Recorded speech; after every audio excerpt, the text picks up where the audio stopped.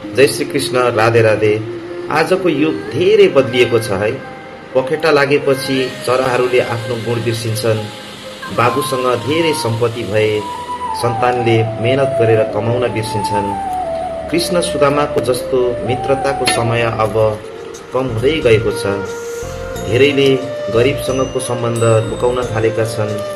श्रीमतीको केही कठोर शब्दले कतिपय श्रीमान घरको माया भन्दा बाहिरको दुनियाँ रोज्न थाल्छन्। मानिसहरू सम्बन्ध बनाउन त जान्दछन् तर निभाउन बिर्सिन्छन्। आज धेरै जस्तो मानिस अरूलाई तल झार्न व्यस्त छन् तर लडेकालाई उठाउन बिर्सिन्छन्। त्यससँग सम्बन्ध बिग्रियो भने पनि सावधान हुनुहोस्, किनकि आजकल धेरैले माफी माग्न र मनाउन बिर्सिसकेका छन्। सम्बन्ध, सम्मान र मानवता नै जीवनको सबैभन्दा ठुलो धन हो। धनले होइन, राम्रो व्यवहार र साँचो सम्बन्धले मानिस ठुलो बन्छ।